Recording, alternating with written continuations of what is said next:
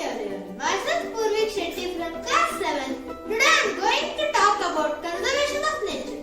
Nature has given us numerous gifts such as air, water, land, sunlight, minerals, plants and animals. Presence on earth would not be possible without any of this.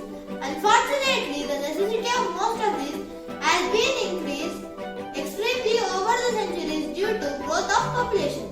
Conservation of nature means preservation of forest, land, water bodies, minerals, etc.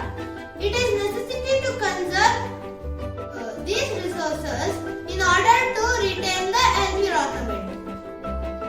So, now I am going to tell how to conserve nature and its resources. Reduce usage of water.